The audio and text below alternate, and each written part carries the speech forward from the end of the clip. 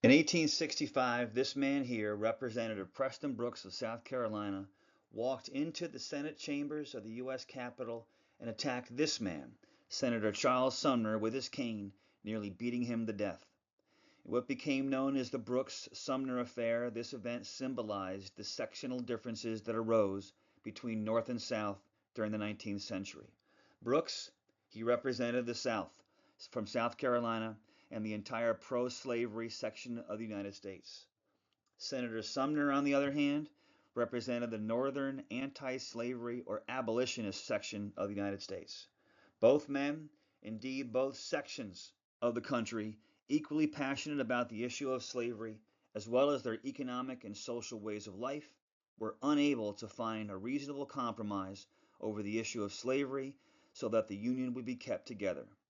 After insults and challenges, they ultimately came to blows. Brooks and Sumner on the Senate floor, and the North and the South in our country's Civil War. There are several causes that are blamed for the Civil War, the greatest of which is the institution of slavery.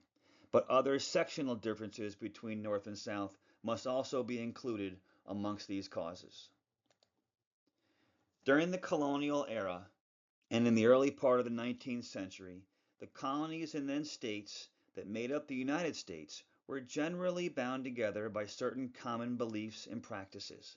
From Georgia in the south to Massachusetts and Maine in the north, all were primarily reliant on an agricultural economy, a shared common language, and as well as a common belief system.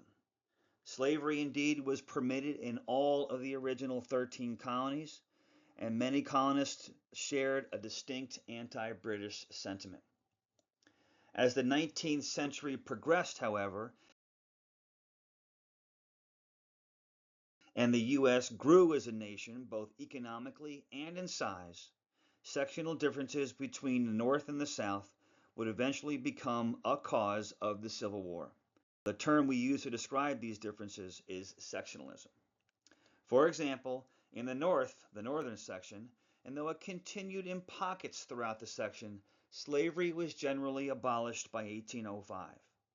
Second, the northern economy began a shift from an agricultural economy towards an industrial economy as more and more factories opened throughout the section. Third, contributing to this shift to industrial work was a greater influx of European immigrants to work in these factories.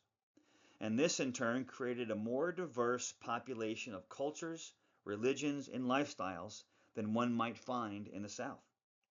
Finally, as many of these factories were set up in cities, and many of the immigrants as well as American citizens sought work in these factories, millions moved or settled to the cities, and they grew to become central to northern economies and its society. We refer to this new focus on the cities as urbanization. In the South, on the other hand, few of these changes happened. Inventions like the cotton gin made cotton production very profitable, and soon it became to dominate the Southern economy. Indeed, cotton was the king of the Southern agricultural economy, and that also included tobacco, rice, and sugarcane. Maintaining and expanding the agricultural economy also strengthened and expanded the institution of slavery throughout the Southern states. By the start of the Civil War in 1861, there were roughly 4 million enslaved people throughout the American South, or about 45% of its population, and that was up from about a third of its population in 1800. And finally, and largely because of the expansion of the agricultural economy and its slave labor, much of the South remained rural, did not see the growth of cities that we saw in the North, and did not see as great an influx of European immigrants. Essentially, Southern society remained dominated by either American citizens or enslaved people, as compared to the more diversified society of the North. We also saw a new section emerge in the United States in the second half of the 1800s. Now, up until 1848, much of what we now know as the American Southwest was Mexico. But with the end of the Mexican-American War in 1848, and as part of the Treaty of Guadalupe Hidalgo, the United States added this entire region to its territory. This new section is referred to as the territories, and many questions arose about which of the existing sections, north or south, these new territories would most reflect. Would its population be made up of Americans, of European descent, or of immigrants? Or how would the existing Mexicans and native cultures be assimilated into the population?